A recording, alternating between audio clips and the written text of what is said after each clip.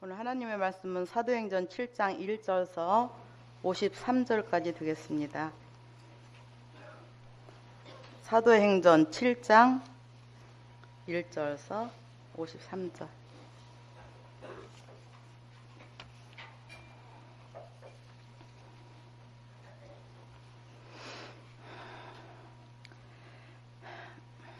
대제사장이 이르되 이것이 사실이냐? 스데반이 이르되 여러분 부형들이여 들으소서. 우리 조상 아브라함이 하란에 있기 전 메소포타미아에 있을 때 영광의 하나님이 그에게 보여 이르시되 내 고향과 친척을 떠나 내가 내게 보일 땅으로 가라 하시니 아브라함이 갈대아 사람의 땅을 떠나 하란에 거하다가 그의 아버지가 죽음에 하나님이 그를 거기서 너희 지금 사는 이 땅으로 옮기셨느니라. 그러나 여기서 발 붙일 만한 땅도 유업으로 주지 아니하시고 다만 이 땅을 아직 자식도 없는 그와 그의 후손에게 소유로 주신다고 약속하셨으며 하나님이 또 이같이 말씀하시되 그 후손이 다른 땅에서 나그네가 되리니 그 땅 사람들이 종으로 삼아 400년 동안을 괴롭게 하리라 하시고 또 이르시되 종 삼는 나라를 내가 심판하리니 그 후에 그들이 나와서 이곳에서 나를 섬기리라 하시고 할례의 언약을 아브라함에게 주셨더니 그가 이삭을 낳아 여드레 만에 할례를 행하고 이삭이 야곱이 우리 12조상을 낳았느니라.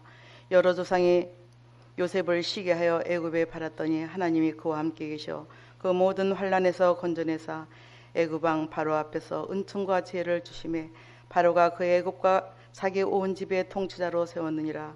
그때 애굽과 가나안 온 땅에 흉년이 들어 큰 환난이 있을새 우리 조상들이 양식이 없는지라. 야곱이 애굽에 곡식 있다는 말을 듣고 먼저 우리 조상들을 보내고 또 제차 보내매 요셉이 자기 형제들에게 알려지게 되고 또 요셉의 친족이 바로에게 드러나게 되니라. 요셉이 사람을 보내어 그의 아버지 야곱과 온 친족 75사람을 정하였더니 야곱이 애굽으로 내려가서 자기와 우리 조상들이 거기서 죽고 세겜으로 옮겨서 아브라함의 세겜 하물의 자손에게서 은으로 값주고 산 무덤에 장사되니라.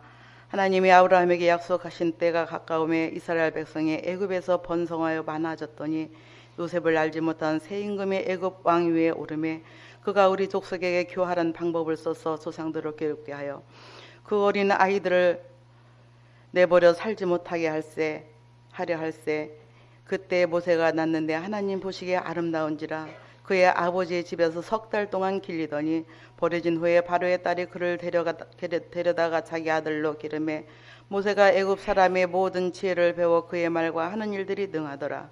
나이가 40이 되매 그 형제 이스라엘 자손을 돌볼 생각이 나더니 한 사람이 온통한 일 당함을 보고 보호하여 압제받는 자를 위하여 원수를 갚아 애굽 사람을 쳐 죽이니라.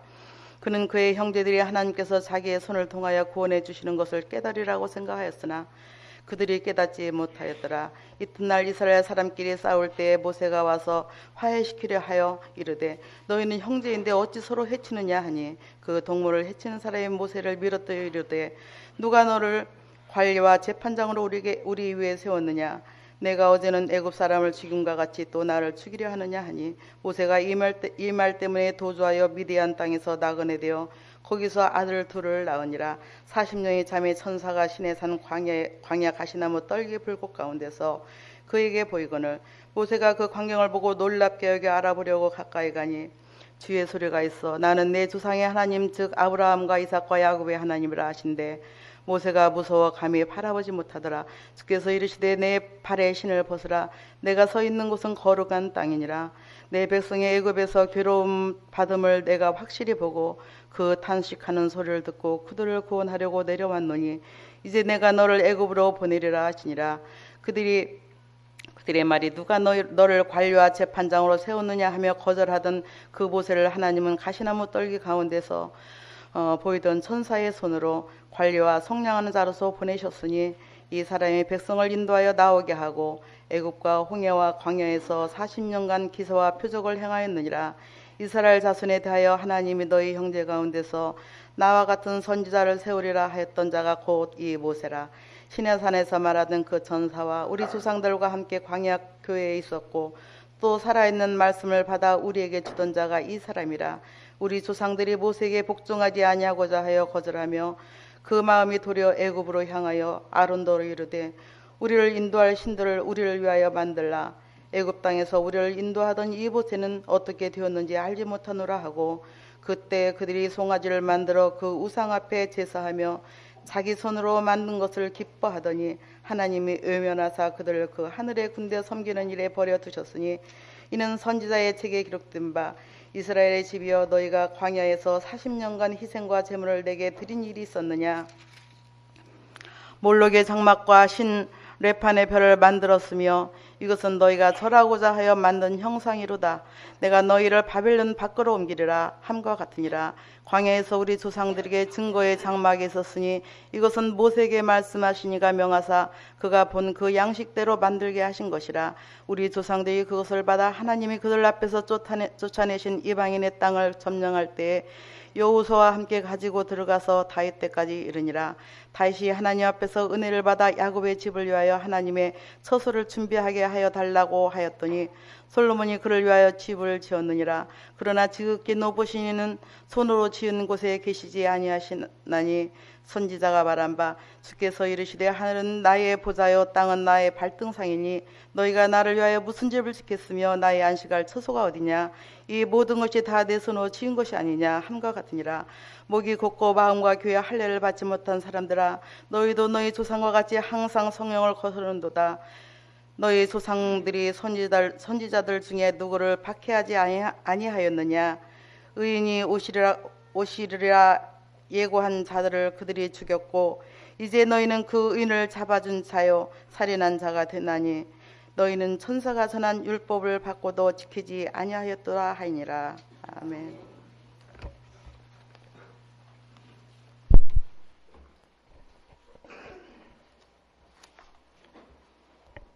여러분 반갑습니다. 네, 여러분 전후 좌우에 누가 앉아서 함께 예배를 드는가 한번 살펴보세요. 함께 예배하게 되어서 반갑습니다. 인사를 나누세요.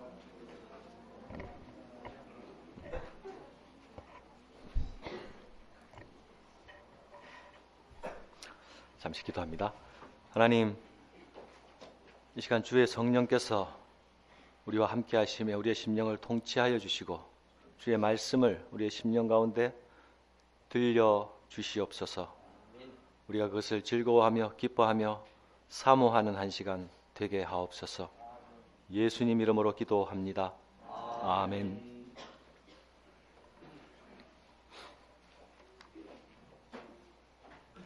지난 시간에 이어서 이 스데반의 설교에 대하여 오늘은 그 설교의 내용을 중심으로 함께 말씀을 나누려고 합니다. 스데반의 설교는 이것이 사실이냐라고 하는 대제사장의 질문으로부터 시작됩니다. 근사하게 이것이 사실이냐 이렇게 쓰여져 있지만 사실 분위기상으로 보면 위에서 아래를 내려다보면서 그리고 의인이 죄인을 추궁하듯이 너가 정말 이렇게 짓거린 것이 맞아?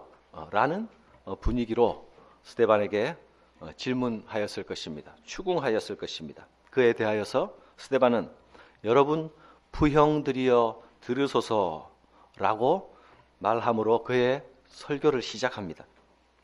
스데반이 고소를 당한 내용은 거짓 증거자들에 의해서 고발당한 내용은 두 가지였습니다.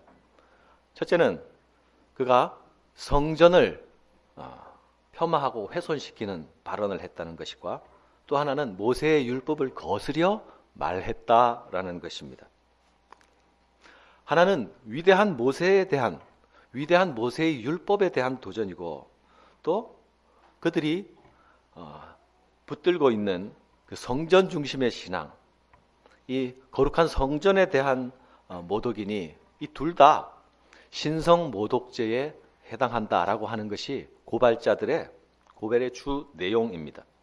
이 신성 모독죄는 주님이 그 명목으로 고발당하여서 십자가에 죽으셨고 또 이후에 바울이 공회 앞에 서게 될 때에 또한 동일한 죄목이 적용됩니다. 대제사장이 이 고발한 이 내용이 정말 사실이냐 너가 그렇게 말했니? 이렇게 묻습니다. 2절부터 50절까지 이어지는 스데반의 이 설교는 그에 대한 답변이자 성경을 그가 어떤 눈으로 바라보고 있는가를 보여주는 철저한 구속사적인 성경 이해입니다. 하나님의 구원 역사의 이야기가 처음부터 끝까지 어떻게 진행되어 왔고 그 맥이 어떻게 흐르고 있는가를 스데반은 이미 성경을 통하여 꿰고 있었습니다. 그리고 대적자들의 고소를 향해서 그들의 고소가 거짓임을 성경을 가지고 지금 반증해내고 있는 것입니다.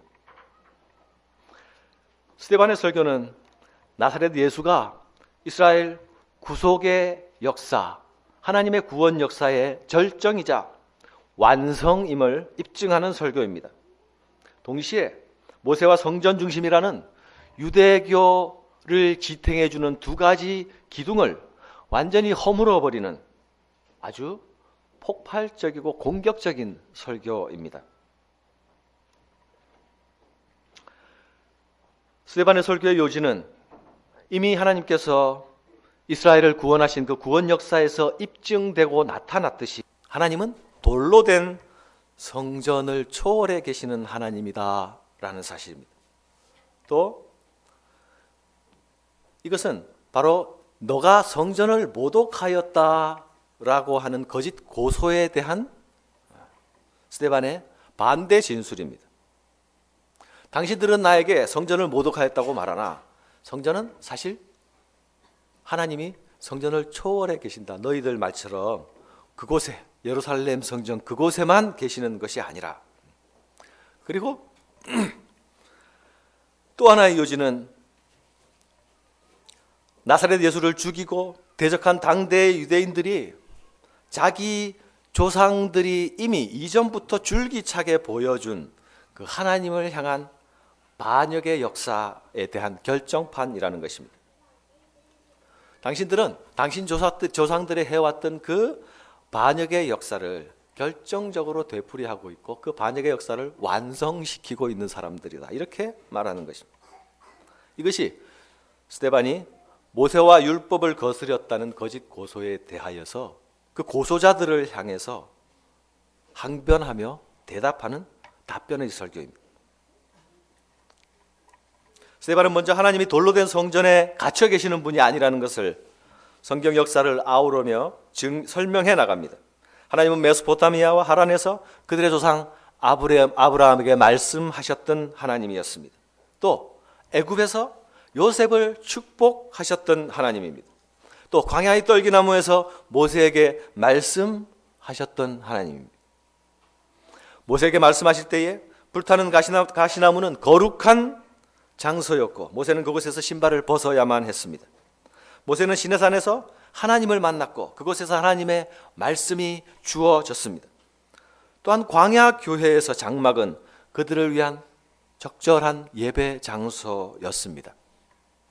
이 모든 사실들은 하나님이 받으시는 예배는 당신들이 주장하는 그 예루살렘 성전 안에서만 제한되어 있는 것이 아니며 하나님의 임재는 당신들이 주장하고 붙들고 있는 그 공간에만 임재하는 것이 아니다라는 성경적 반증입니다.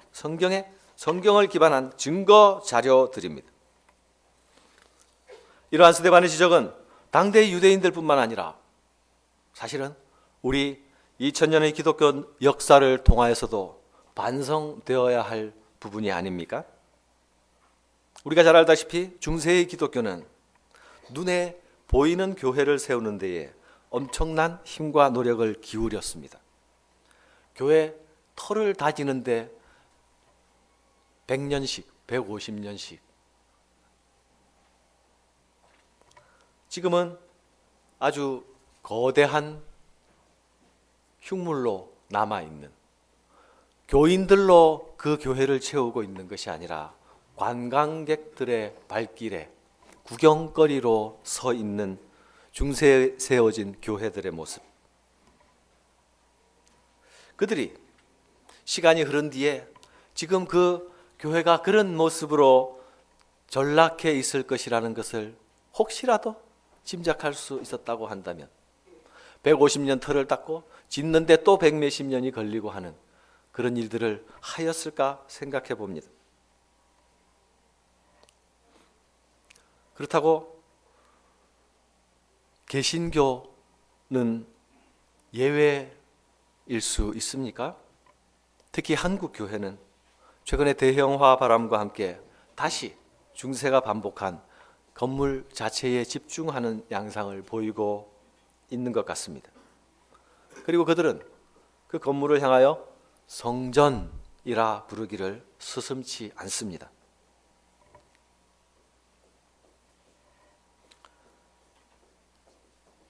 교회 건물은 모임에 필요한 것입니다. 그러나 그것에 더 이상의 가치를 부여하고 성경이 말하는 것보다 더 지나치게 대하게 될 때에 그것은 경계하여야 할 일이라 여겨집니다. 모세와 율법을 거스렸다는 고소에 대하여서 스데반은 오히려 고소한 자들을 향하여서 당신들이 하나님의 대리자를 끊임없이 거부하는 그 역사의 지금 정점에 서 있다고 지적하고 있습니다. 요셉은 그의 형제들에 의해서 거부되었고 모세는 두 유대인 간의 싸움을 중재하였으나 그들에 의해서 거부당했다. 하지만 하나님은 그 모세를 이스라엘의 구원자로 보내셨다. 그러나 이스라엘은 모세의 메시지를 거부하고 오히려 금송아지를 만들었다.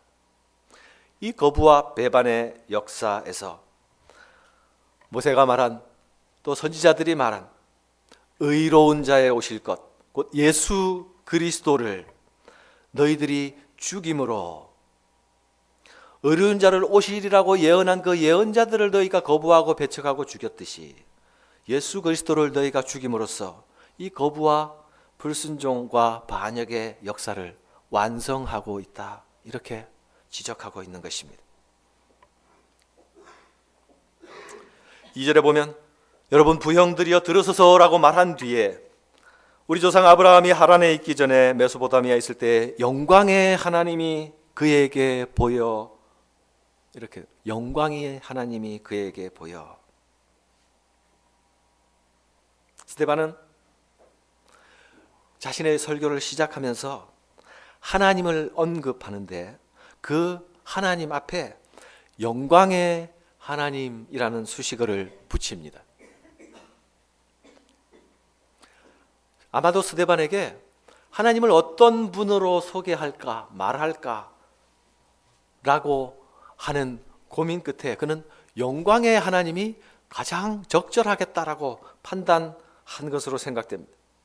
이 영광의 하나님이란 말은 스데반에게 단지 그분을 수식하는 단어에 지나는 그런 말이 아니었던 것 같습니다.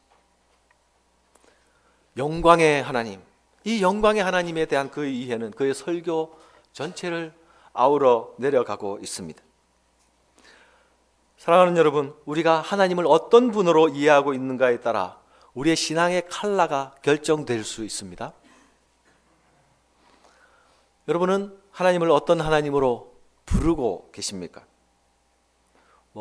거룩하신 하나님, 사랑의 하나님, 전능의 하나님, 또는 치유하시는 하나님, 여러 가지 하나님의 이름을 여러분 부르고 계실 것입니다. 그런데 자세히 들어보면 사람마다 자신들이 즐겨서 또는 고정하여서 부르는 하나님의 이름이 있다는 것을 알 수 있습니다. 여러분은 기도의 자리에서 어떤 하나님을 부르고 계십니까? 어떤 호칭을 가지든 간에 어떤 수식어, 어떤 단어를 여러분이 선호하든 간에 그것 안에 여러분의 자기 고백적인 요소가 포함된 부름이 된다면 여러분이 하나님을 부르는 그 호칭만으로도 여러분이 어떤 신앙을 가지고 있는가를 짐작해 낼 수 있습니다. 여러분은 하나님의 이름을 부를 때마다 어떤 여러분의 신앙 고백을 담아 부르고 있습니까? 스데반은 자신의 설교를 시작하면서 영광의 하나님을 말하고 있습니다. 그의 설교에는 이 영광의 하나님이 면면히 나타납니다. 우리가 이 본문을 지난주에도 읽고 지난주에도 읽고 오늘도 읽지 않았습니까? 스데반의 설교 내용에는 이스라엘의 반역과 배척에 대한 고발의 내용이 들어 있습니다. 그래서 어떻게 이 안에서 영광의 하나님을 발견할 수 있는가라고 물을 수도 있을 것입니다. 그러나 자세히 살펴보면 그가 왜 영광의 하나님이라고 부르는지 그 이유를 찾을 수 있습니다. 하나님은 이스라엘의 배반의 역사 가운데서도 결코 그 배반자들로부터 돌아서지 아니하시고 그 배반자를 포기하지 않으시고 그 배반자들을 위해서 자신이 대가를 치르시며 자신의 얼굴 앞으로 돌려 세워놓으시는 하나님, 그 하나님을 영광의 하나님이라고 부르고 있습니다.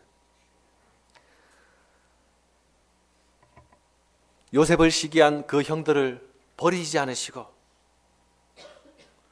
그들의 죄만 가지고 대할 것 같으면 그들을 싹 깨끗이 정리해 버리셔야 하는데 그렇게 하지 않으시고 기근 중에 이집트로 인도하시는 하나님,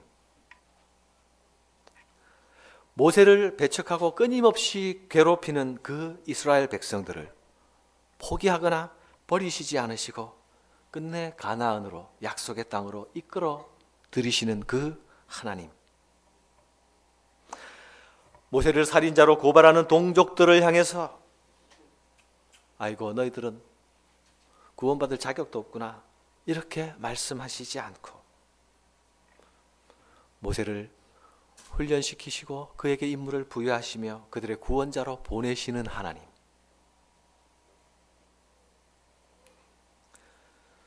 시내산에서 하나님의 임재를 경험하고도 금송아지를 만들며 자신들을 위한 하나님을 만들어 달라고, 자신들을 위한 신을 만들어 달라고 외치는 그 이스라엘을 버리고 포기하지 않으시는 하나님, 이 하나님은 스데반에게는 영광의 하나님이었습니다. 또한 성전과 관련하여서는 하나님을 성전에 가두어 놓고 그들만의 하나님으로 만들어버린 이스라엘을 향하여서 참 성전 되시는 그리스도를 보내주시는 하나님, 이 하나님을 지금 천사 스데반이 영광의 하나님으로 설교하고 있습니다. 스데반의 설교는 단지 그의 설교만으로는 말하기에는 뭔가 상당히 부족한 느낌이 듭니다. 설교자가 전하는 메시지는 언제나 그 메신저의 인격과 설교를 전하는 자의 인격과 관련되어서 전달됩니다.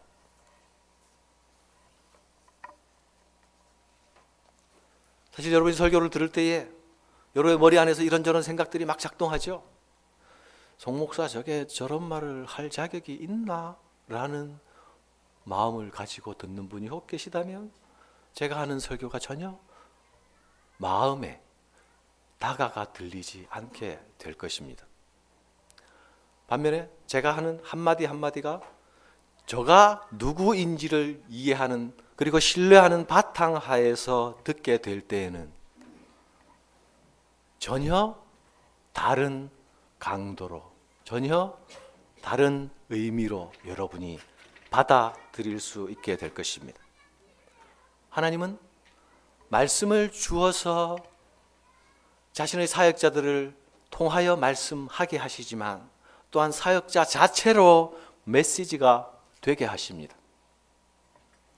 스데반은 지금 그의 입술로만 설교자로, 증거자로 적대자들 앞에 서 있는 것이 아니라 그의 온 인격이, 그의 온 삶이, 하나님 앞에서의 온 전체가, 전체로서의 스데반이 그 적들 앞에 서 있는 것입니다.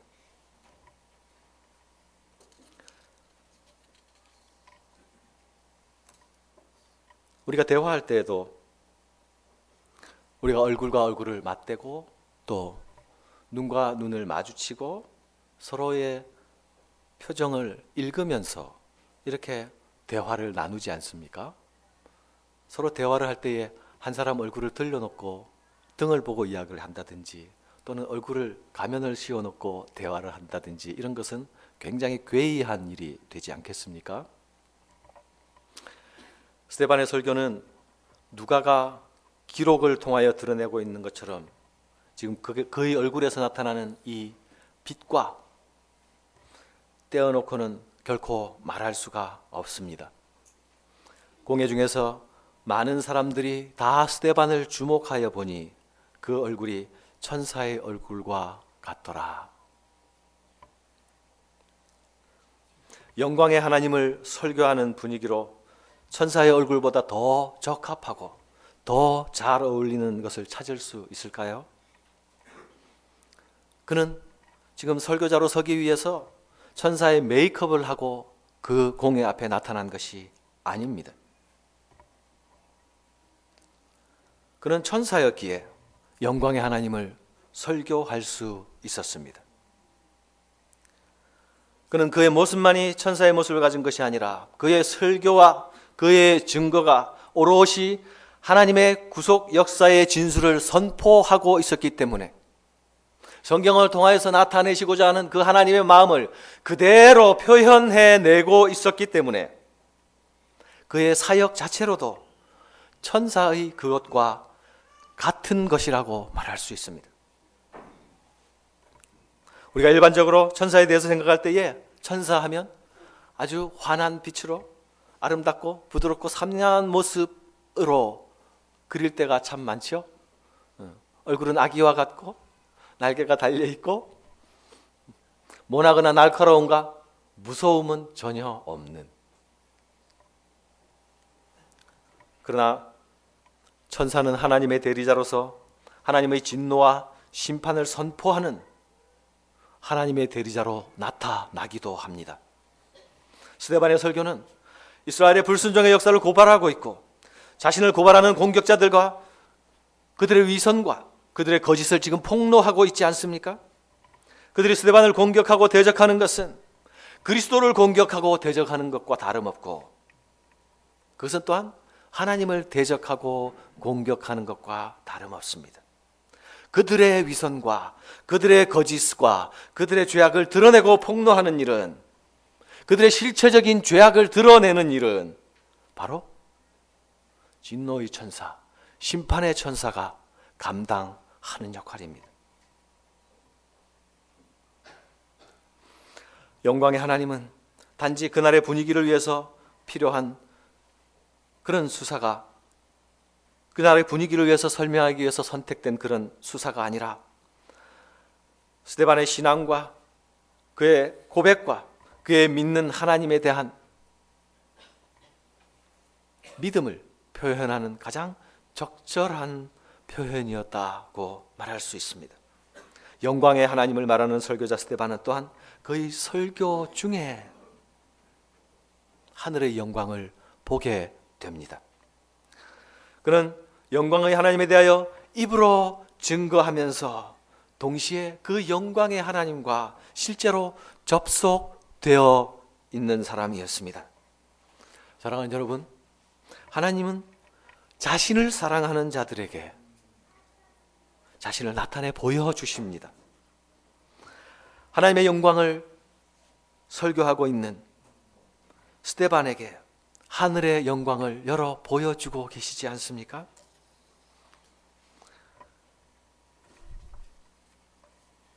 여러분이 어떤 하나님을 고백하든 그 하나님에 대한 고백이 여러분의 진정한 인격적, 신앙적 고백이라고 한다면 하나님께서 그 고백 앞에 자신의 하나님 되심을 나타내 보여주실 것입니다.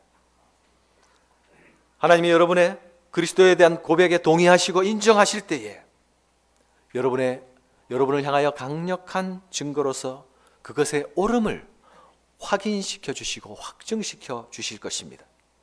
하나님께서 여러분의 삶에 강력하게 동의하시고 인정하게 되실 때에 하늘을 열어 그 사인을 보여주시기도 할 것입니다.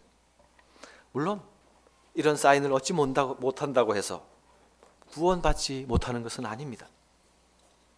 그러나 이런 사인과 이런 증거와 이런 확신을 가진 자들은 보다 힘있고 보다 신나는 믿음의 삶을 살 수가 있습니다. 자신이 남들보다 신나게 사는 것으로만 그치는 것이 아니라 다른 사람에게도 이 신나는 도전을, 신바람 나는 도전을 줄 수가 있습니다. 다른 사람을 향하여도 신바람 나는 증거를 할 수 있습니다. 증거자의 삶을 살 수가 있습니다. 다른 사람을 향해서 신바람 나는 선포를 행할 수가 있습니다. 선포자의 삶을 살 수 있습니다.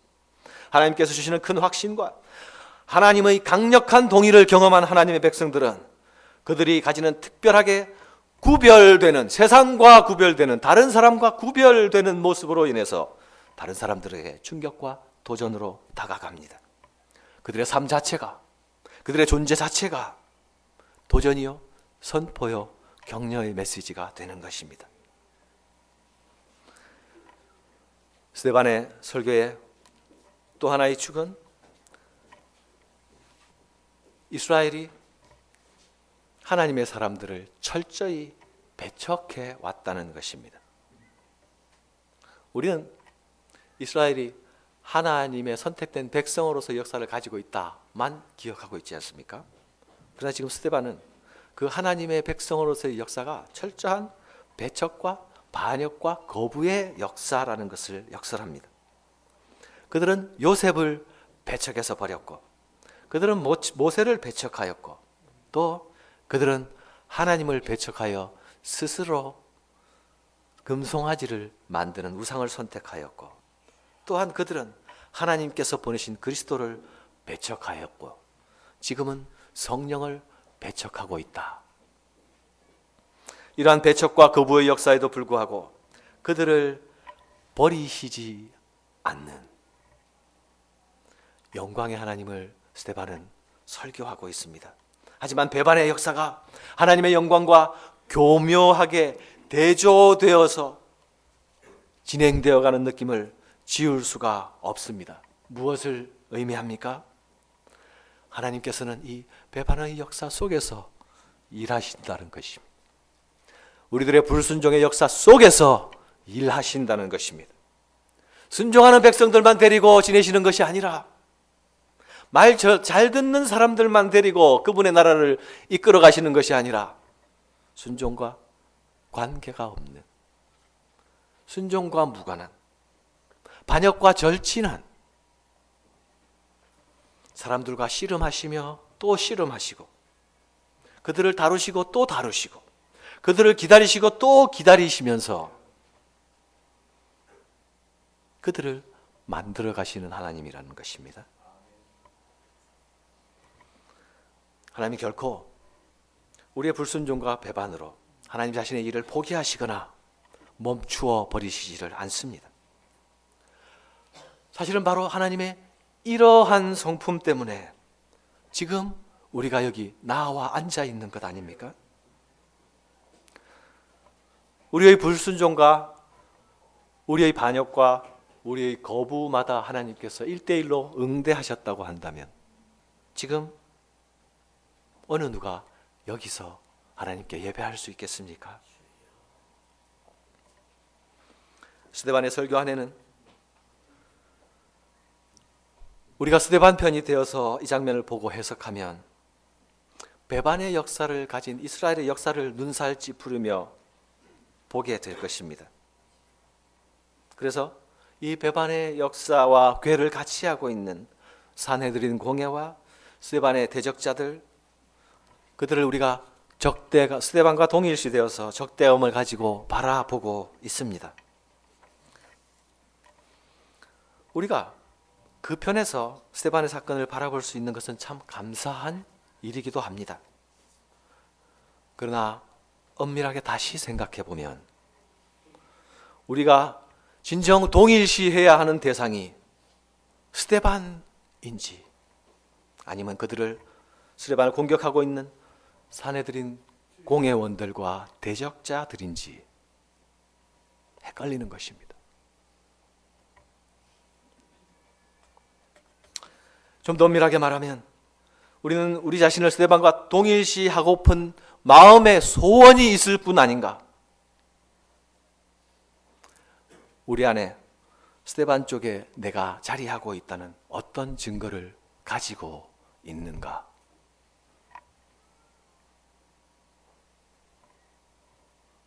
우리가 스스로 물어야 할 일일 것입니다. 어쩌면 우리가 이미 그리스도인이 되어 있다는 것 자체로 그 증거가 될 수도 있을 것입니다.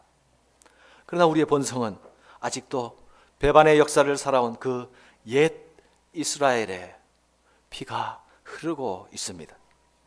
지금도 동일하게 하나님의 성령을 배척하며 거스리고 내 성질대로 살면서 가끔씩 후회하고 가끔씩 회개하는 것으로서 우리 스스로 위안을 삼고 있는 것은 아닌지 돌아보아야 합니다.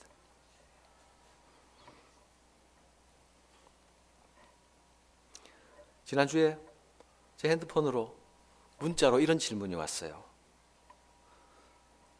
성경을 읽는데 하나님께서 왜 야곱을 택하셨는지 이해가 되지를 않습니다.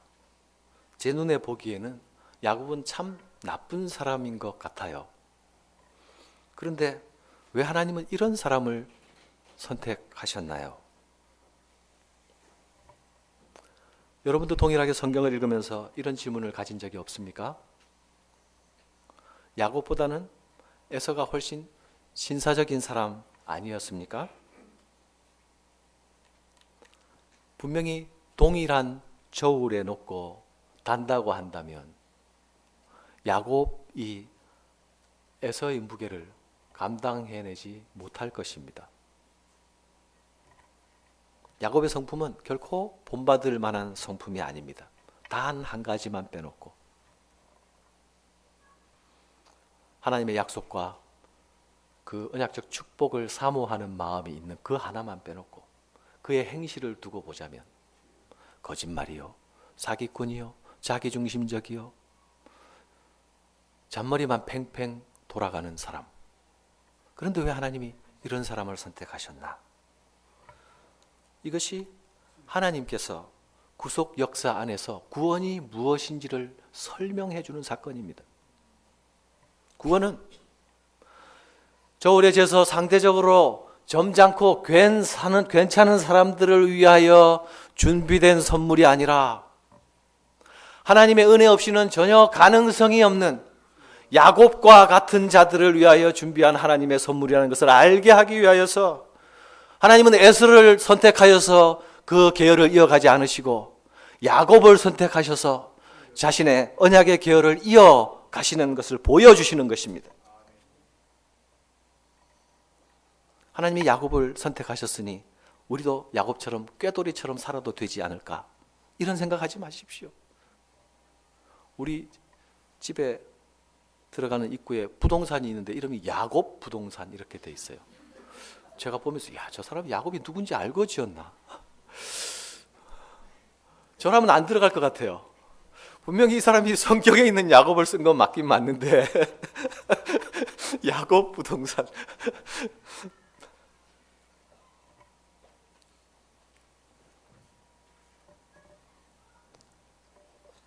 오늘 스데반의 설교 안에는 배반의 역사 속에서 배반하는 사람과 배반당하는 사람이 등장하고 있습니다. 족장들의 역사에서부터 이스라엘의 역사에 이르기까지 그 배반의 영적 전통을 지금 현재 사내들인 공회는 이어가고 있습니다. 그러나 그 배반의 역사 속에서 진정한 하나님의 사람들은 언제나 배척당하고 거부당하는 쪽에 서 있었다는 사실을 주목해야 합니다. 주류가 아닌 비주류, 다수가 아닌 소수, 강자가 아닌 약자로 항상 위치해 있었습니다. 요셉이 그랬고요, 모세가 그랬고 또한 그리스도가 그랬습니다. 이제 스데반이 배척당하고 있습니다. 이들의 공통점은 하나님의 부르심 가운데서 이 세상을 향해 하나님의 편에 서서 하나님의 일을 하였고 하나님의 말을 하던 사람이라는 것입니다. 스데반은 하나님의 편에서 그리스도에 대하여서 그분의 오르심을 증거하고 당신들의 지금 질문자들의 틀림을 대적자들의 틀림을 지적하고 있습니다. 스데반 역시 그의 주장이나 그의 설교 내용이 그리스도께서 하신 설교의 내용과 전혀 다르지 않습니다. 그리스도는 부활하시고 승천하셔서 이제는 역사의 전면에서 사라지신 것 같이 보입니다. 하지만 그분은 이제 그분의 영이신 성령을 통하여서 그 성령이 다스리시는 성령의 충만한 한 사람 스데반을 통하여 또 쓰셔서 또 말씀하시는 것입니다. 그리스도는 베드로를 통하여서 성전 미문에 안전뱅이를 일으키고 그 일으키는 사건 속에 그리스도께서 함께 하셨고, 이제는 스데반의 설교를 통해서 다시 공회와 이스라엘 앞에서 그리스도는 다시 서 계십니다.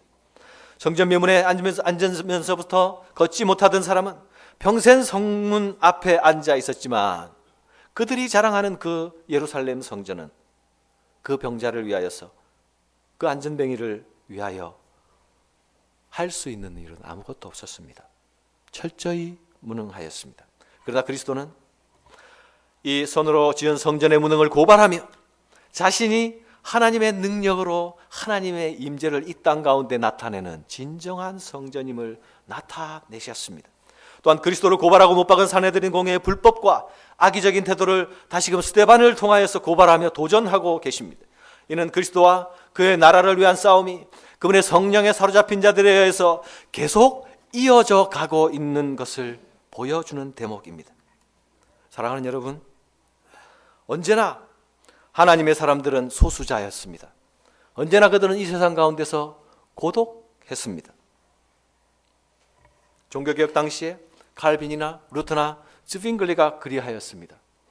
그들은 생명을 걸고 자신의 온 삶을 던져 그 개혁에 임했지만 언제나 자신들의 목숨을 헤아려 하는 대적자들의 쫓겨다니는 운명으로 살았습니다. 그러나 하나님은 그 소수와 함께 하셨습니다. 또 근대의 독일 고백교회에서 본회퍼는 어떻습니까? 독일의 나치 정권 시절 비겁하게 침묵하고 있는 교회 가운데서 우뚝 일어나서 반나치 운동을 가담했습니다. 독일 정권과 정면으로 싸웠습니다. 결국 그는 게슈타포에서 체포되어서 나치 독일이 무너지기 며칠 전에 교수대의 이슬로 사라집니다. 그는 아주 짧은 생애를 산 신학자였지만 교회를 향하여서는 큰 울림을 준 사람이었습니다. 그는 지극히 소수에 속한 사람이었지만 지금 우리는 그를 여전히 소수자라고 여기지는 않습니다. 후대의 교대들이 그의 삶과 그의 신앙에 도전을 받고 또 받습니다.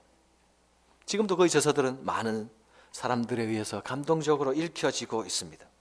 그는 단순히 그가 믿는 바대로 살았고, 그리고 그 사는 신앙 때문에 죽었습니다. 그러나 그는 아직 많은 사람들의 마음에 남아 아직도 살아있지 않습니까? 하나님의 뜻을 거스리고 불순종하며 거역하는 사람들은 언제나 다수였지만 그들은 소수를 핍박하고 죽이며 거부했습니다. 하지만 하나님의 역사는 언제나 이들 하나님의 영에 사로잡힌 소수에 의하여서 진행되어 갑니다. 이러한 소수의 하나님의 사람들에 의해서 그들을 핍박하던 다수가 구원을 얻게 된다는 사실을 우리는 기억해야 합니다. 우리는 항상 다수가 옳고 다수가 승리한다는 생각을 떨쳐야 합니다. 다수가 옳고 다수가 강한 것이 아니라 하나님의 편자가 옳고 하나님의 편의 선자가 옳고 하나님이 함께 하시는 자가 항상 강합니다. 하나님이 함께하는 단 한 사람이, 진정한 하나님의 뜻을 반영하는 단 한 사람이 온 세상을 감당해 낼 수 있음을 기억하시기 바랍니다. 사랑하는 여러분, 우리는 이 세상 가운데서 소수가 되는 것을 결코 두려워하지 말아야 합니다. 교회는 언제나 다수의 힘으로 세상을 이겨나간 것이 아니라 외로움 가운데서도 고독함 가운데서도 하나님의 편에 서는 것으로 세상을 감당해왔고 구원의 전달자 역할을 해왔습니다. 핍박 가운데도 그리하였고 손해보는 가운데도 그리하였습니다. 우리는 우리의 삶의 태도와 각오가 조금 달라져야 된다고 믿습니다. 어쩌면 그리스도인들은 이 땅에서 환호받고 인정받는 삶 자체를 포기하고 살아야 될지도 모릅니다. 물론 우리 하나님께서 우리의 순종을 축복하셔서 이 땅에서도 우리의 이름이 높여지고 들려지는 날이 올 수도 있습니다. 그러나 우리가 이런 반쪽의 신학, 성공의 신학에만 사로잡혀 있다면 우리는 제대로 된 하나님의 사람 구실을 못하며 살 수도 있습니다. 끝없이 세상의 인정과 세상에서의 성공이라는 것으로부터 자유롭지 못한다면 한쪽으로는 하나님의 인정을 바라보고 또 한쪽으로는 세상의 인정을 바라보는 사팔뜨기처럼 살아야 하는 우스꽝스러운 모습으로 전락하게 됩니다. 우리는 오히려 처음부터 아예 이 세상의 속성을 인정하고 오직 하나님께로만 우리의 시선을 고정하고 세상의 반응과 평가에 연연하지 않는 삶의 모습을 연습해 나가야 되는 것이 아닌가.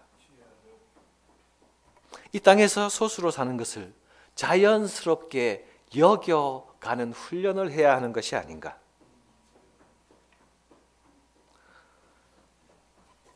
많은 사람들이 움직이는데 그 대열에 내가 동참하지 못한다고 내 안에 불안이 쌓이고 나는 왜 루저가 되어가는가. 그렇게 생각하면 이 세상에서 어떻게 예수 믿는 사람으로 살 수 있겠습니까? 그리스도와 함께 가는 것은, 그분과 함께 걷는 것은 훈련이 필요합니다. 우리가 세상 속에서 세상의 무리와 세상의 주류와 함께 편입되지 못하는 것에 대한 두려움을 가질 것이 아니라 이 땅에서 그리스도와 함께 가지지 못하는, 그리스도가 원하시는 대로 가지 못하는 그 두려움, 그 불편함에 우리가 민감해야 할 것입니다. 그 모습을 발견할 때마다 우리 스스로 못 견디는 정직한 영성이 우리 안에서 새로워져야 할 것입니다. 사랑하는 여러분, 이 땅에서 예수 믿는 사람으로 고독해지는 것 즐기실 줄 알기를 바랍니다. 모든 하나님의 사람들이 세상 속에서 그리하였습니다. 그리스도도 철저히 고독하셨습니다. 고독을 두려워하지 마십시오. 함께 끼이기 위하여서 타협하고 낮추고 비겁해지지 마십시오. 세상을 버타여 사는 것보다 고독하게 그리스도와 함께 가는 길이 훨씬 영양가 있는 길임을 여러분 알게 될 것입니다. 우리가 모이는 금요일마다 모이는 구역 모임, 이것은 세상 속에서 우리가 고독한 사람으로 살아갈지라도 똑같은 길을 걷는 사람들이 함께 나누는 위로와 격려가 있는 모임이 되어야 할 것입니다. 이 길을 가는 사람이 나 혼자만이 아니라 하나님께서 이 시대에 우리에게 함께 걷는 길동무를 주셨다. 우리에게 동역자들을 주셨다. 그 길을 가다가 혹 지치고 혹 낭망하는 사람들이 있으면 격려하고 세우는 그 일에 우리의 구역 모임 시간을 사용하여야 할 것입니다. 우리가 이 시대에 함께 부름받은 자로 연대되어 있는 사람이라는 것을 확인하고, 그리고 우리를 함께 불러주신 것에 대하여서 감사하는 그 감사가 여러분이 모일 때마다 있기를 바랍니다. 스데반은 성전과 성막에 대하여도 언급합니다. 그런데 성막에 대한 언급은 구체적이지만 성전에 대한 언급은 상당히 간단합니다. 오히려 성전에 대한 평가는 긍정적인 평가는 없고 부정적인 평가만 나타나고 있습니다. 그런데 이러한 성전에 대한 부정적인 평가는 성전 자체에 대한 부정적인 태도에서 온 것이 아니라 성전에 대한 이스라엘 공회원들의 그릇된 태도로부터 나온 것입니다. 스데반은 이스라엘의 성전 자체에 너무 많은, 너무 지나친 의미를 부여하고 성전을 우상화하는 것을 지적하기를 원했습니다. 성전을 우상화한 결과 그들은 참 성전이신 그리스도를 배척하게 된 것이 아닙니까? 그들은 성전을 가지고 자신들의 존재에 대한 특별한 의미를 부여했습니다. 성전을 붙들고, 내가 성전을 붙들고 있으니 나도 좀 괜찮은 사람이 아닌가. 그 성전이 자신들을 특별하게 만들고 그 성전이 자신들을 지켜줄 것이라고 생각했습니다. 하나님은 그 성전을 통해 그들 위에 임재하심으로 그들과 만나고 교제하기를 원하셨지만 그들은 그 안에서 하나님과의 교제를 즐기는 것이 아니라, 하나님의 임재를 즐기는 것이 아니라 성전 건물을 중심으로 한 자신들의 권력과 이기적 욕구가 채워지는 것을 즐기고 있었습니다. 그리고 그들은 그 성전을 중심으로 권력 구조를 형성하기 시작했습니다. 성전 중심의 기득권을 놓고 다투는 싸움과 갈등은 당대 유대 종교를 극도로 타락하게 만드는 요인이기도 했습니다. 이것은 그들만 아는 스토리가 된 것이 아니라 모든 사람들이 알아버린 이야기가 되어버려서 사람들은 이 성전을 중심으로 한 지도자들에게 존경을 표하지 않게 된 것입니다. 대신 그 반사이익이 바리새인에게 돌아갔습니다. 그들은 결국 사람의 손으로 지은 이 성전에 갇혀서 참 성전을 몰아내는 결과를 빚고 만 것입니다.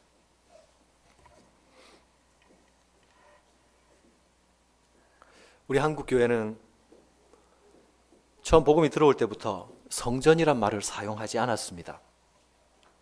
그냥 예배당이라고 불렀습니다. 예배당이란 예배를 드리기 위한 장소 또는 건물이라는 의미죠. 그런데 언제부터인가 이 성전이란 말이 슬슬 교회 가운데 스며들기 시작했습니다. 제 생각으론 아마도 이 예배당을 성전이라고 슬며시 부르기 시작하는 것부터 한국교회가 잘못 나가기 시작하였다라고 생각됩니다. 요즘도 교회 건물을 성전이라 칭하는 사람이 많이 있죠. 지금 이 예배용 강대상을 제작해서 파는 사람들은 그 명칭을 성구 또는 성물이라고 부릅니다. 여러분 이거 성구나 성물이라고 생각합니까? 그냥 설교를 위한 탁자일 뿐입니다.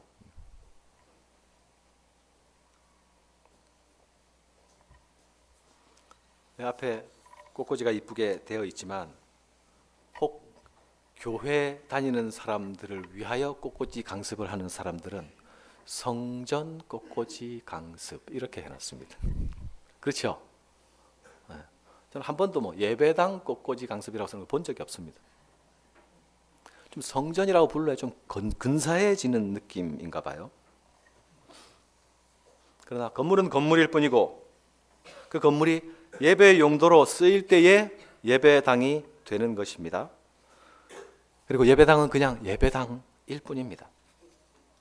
근데 그 예배당에 목숨 거는 사람들이 있어요. 우리 교회는 아마 없는 것 같아요. 없으시죠? 오히려 지나치게 평범하게 대해서 걱정인 게 아닌가 싶습니다. 여기가 거룩한 자리가 아니라서 신발 신고 마구 뛰어다닌 다음에 신발 자국이 막 남아 있는데도 전혀 아무렇지도 않게 자연스럽게 지낼 수 있는 분들이 우리 교회 분들입니다.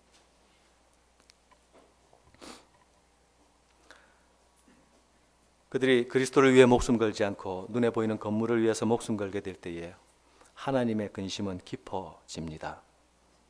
사람들의 핀잔을, 세상의 손가락을 받게 되는 것입니다.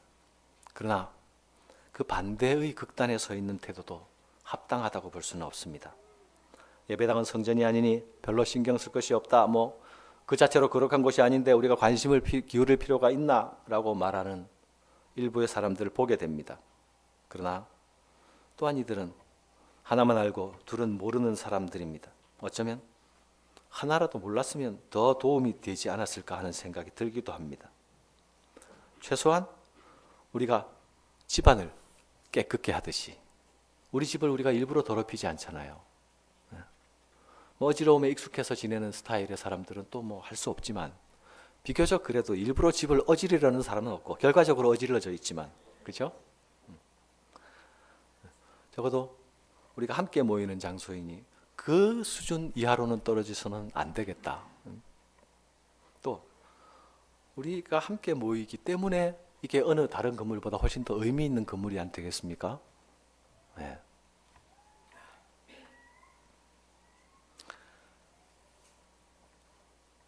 하나님은 사람의 손으로 지은 사람의 벽돌로 지은 어떤 건물보다 그 안에 모인 사람의 심령 하나하나를 훨씬 더 소중하게 보십니다. 여러분의 심령 안에 성전의 주인 되시는 참 성전이신 예수 그리스도 그분이 거하시는가, 거하시지 않는가? 그분을 지금 예배하기 위해서 여러분이 성전으로 들여지고 있는가 아닌가에 훨씬 더 큰 관심을 가지고 계십니다.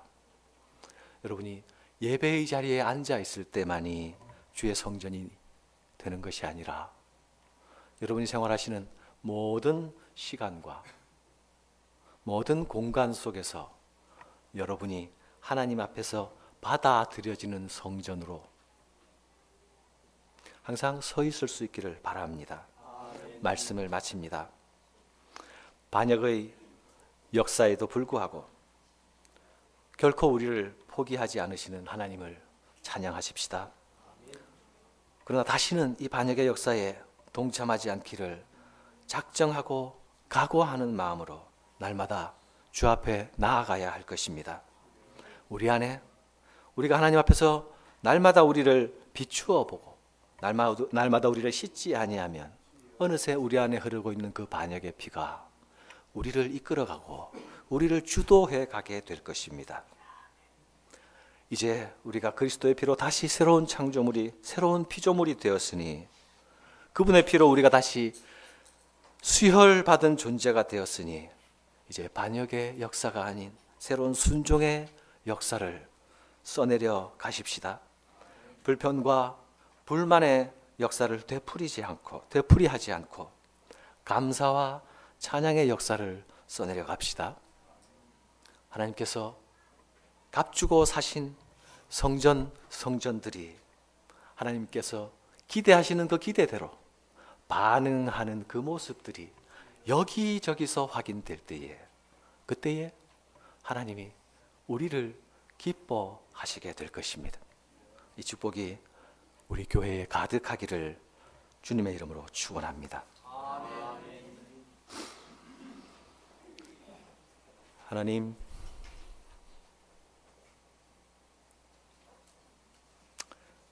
우리의 연약함과 우리의 죄악됨을 긍휼히 여겨주시고 우리가 불순종과 반역의 역사를 되풀이하지 않을 수 있도록 주의 은혜의 빛을 날마다 비추어 주시며 주의 성령으로 우리를 인도하여 주시기를 원합니다.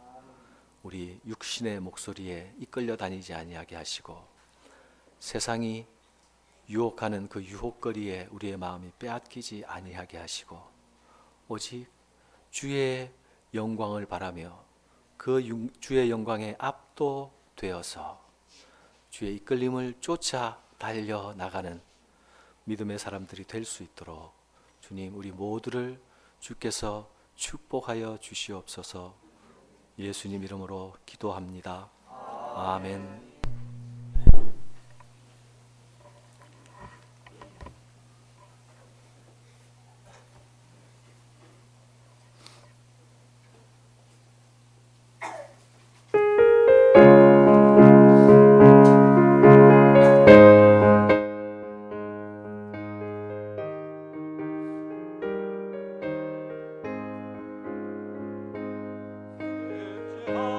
하신 그 세상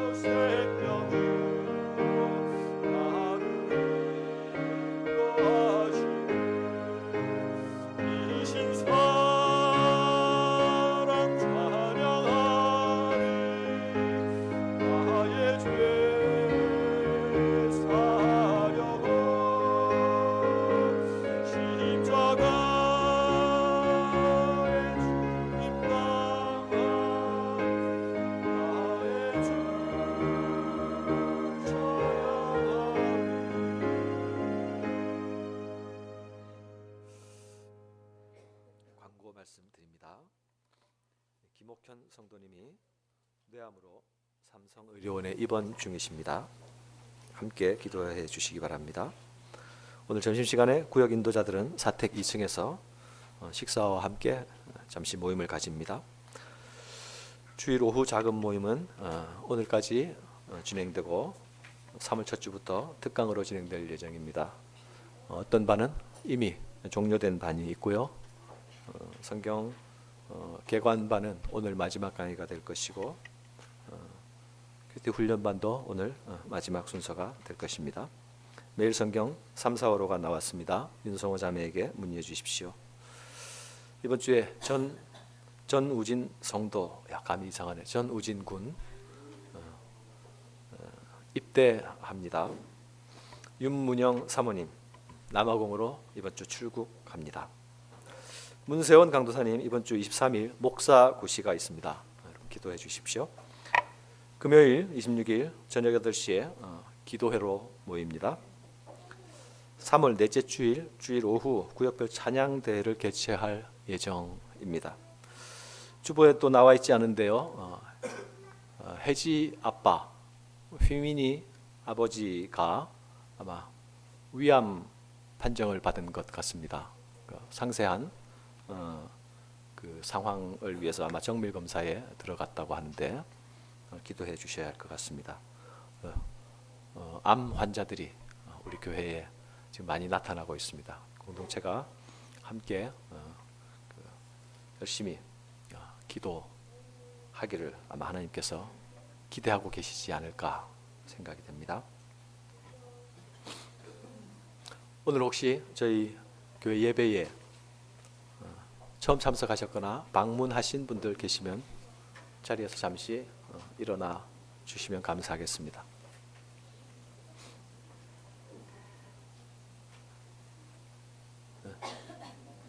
우리 정화자매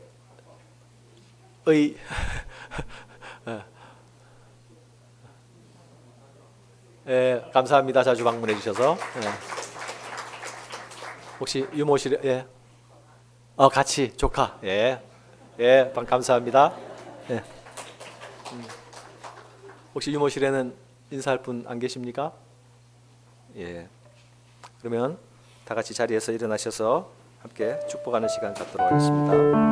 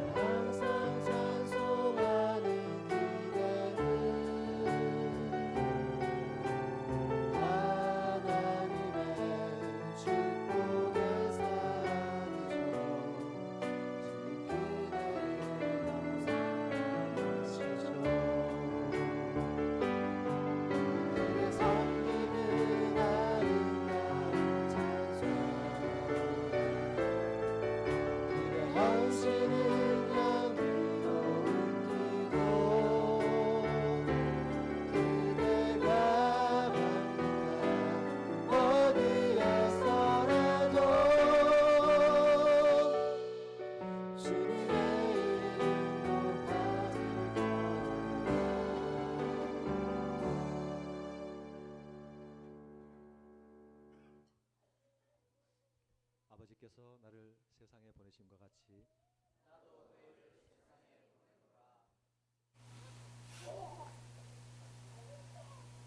하나님 아버지,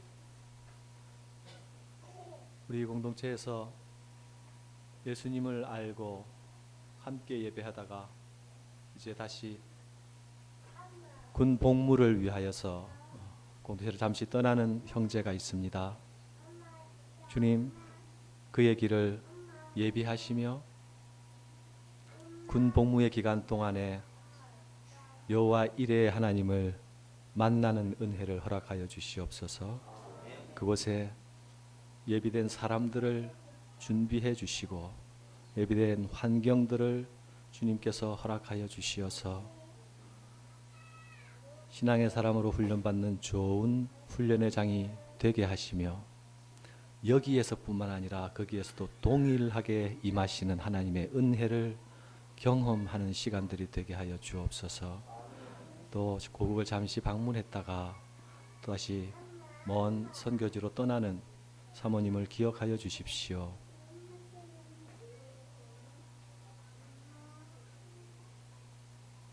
주를 쫓아 순종하는 길에 하늘로부터 임하는 위로를 허락하여 주시고